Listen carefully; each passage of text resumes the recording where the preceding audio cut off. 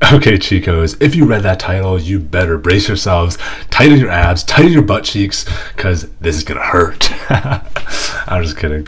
This is not gonna be that brutal, but it's gonna be honest, and hopefully it's gonna be something that you need to hear. When I was younger, this was grade 9, I remember all I did was game. After school, if I wasn't skateboarding, I'd just be hopping on the Rift and gassing it up with Singed. I'm talking about triple proxying, spamming emotes, GG easy in the all chat. I was a complete menace. It got to the point where even in my classes, me and my friends would just be talking about League and never doing the homework. At this age, I was also starting getting interested in girls, which, everybody in high school at that time was talking about dating and sex, so my mind was quite preoccupied. Instead of listening to my science teacher, who was a final chap, I would just be thinking about how I would make things work with this one girl. I know it's cringe, but I don't think my experiences are that much different than anyone else. Maybe you're not as down bad as me, but you probably had many things pulling you in different directions. You have many desires and passions and goals, and many of these things can be good. You're studying hard in school, you're trying to land some good grades and actually learn. You're working hard, you're saving up money, building that resume and career. You're learning about what it takes to build and maintain relationships with your friends, families, and maybe even a significant other. But you probably also have a pull towards some detrimental things. You can't stop procrastinating and scrolling on Instagram and watching TikToks. You're wasting time looking at a screen all day with zero physical activity.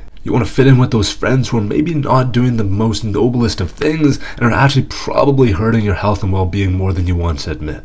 As I grew older, I started to explore more of my faith. It was something that I severely lacked when I was younger, but I wanted to find answers. And so eventually, I found out that to become a disciple of Jesus and to live a life that glorifies God in obedience with what it says in the Bible, I would have to live an extreme lifestyle. I would have to give up the things I enjoyed the most. I would have to sacrifice the things that I desired in my heart of hearts. The more I read the Bible, the more I asked myself, what would I do if I committed everything, my entire life, to following Jesus? What would it take? I'd have to stop pursuing women. If God's not calling me to marriage right now, then why is my mind always thinking about girls and dating 90% of the time? Something's got to give. And this was something that I didn't want to give up at the time. I desired so badly to be with a girl, to have that intimacy, to know and to be known. But I realized it was an idol. I had to lock in, to give up those desires to God and focus up on what God's calling me to do in this season. I realized that one of the biggest things that was stopping me from being with and becoming like Jesus was my phone. Damn, I loved my phone. I would play Clash of Clans every single day for years. I'd be on Instagram for 4 hours a day and just watching YouTube to get my screen time to 10 hours a day. Nowadays, everyone's like that, but I found out that my phone was stopping me from truly living like a Christian who was called to be in the world but not of it.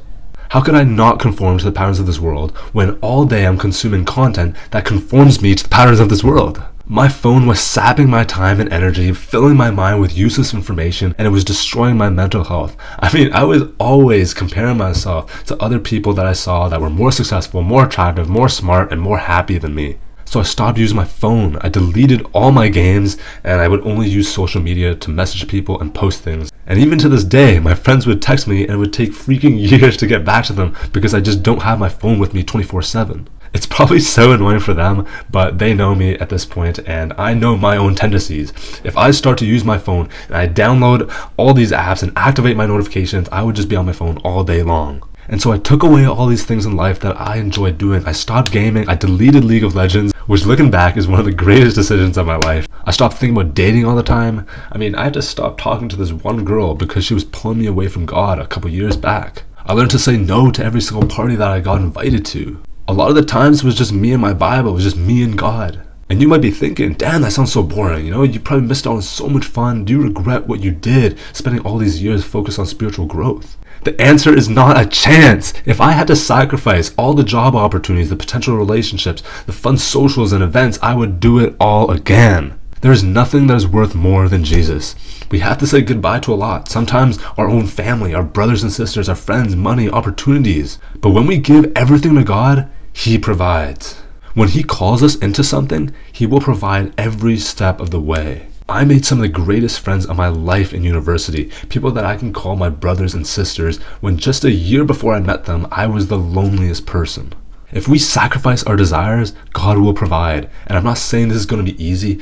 I have felt more pain and lament in these past couple years than you'd think. But it is worth it, and knowing that God is with me throughout it all is my strength and joy.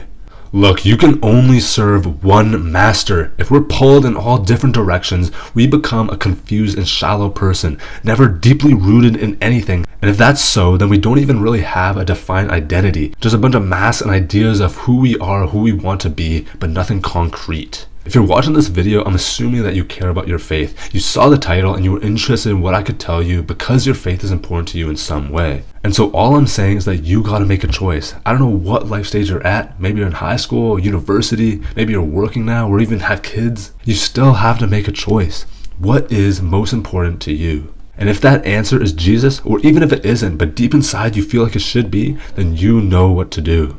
As a young man or woman, you have so much potential for God. Make the hard call and say no to the things in your life that are pulling you in opposite directions from Jesus. Ruthlessly eliminate the things that are hurting your soul. If you actually cared about Jesus, then you would do whatever it takes to remove these things from your life, no matter how painful or difficult it would be. And if you aren't willing, then you better rethink your priorities in life, especially if you call yourself a Christian. Because right now, there is no difference between you and someone who doesn't know Jesus.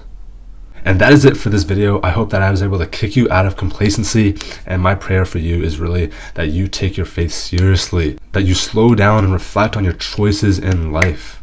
I would love to hear your thoughts in the comments down below. Don't forget, you can sign up for my mailing list to receive my monthly prayer letters.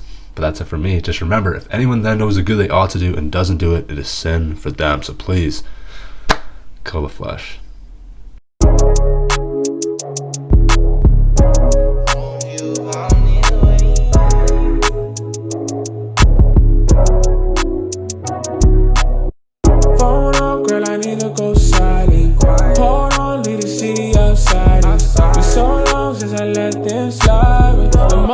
Showing up uninvited. Phone up,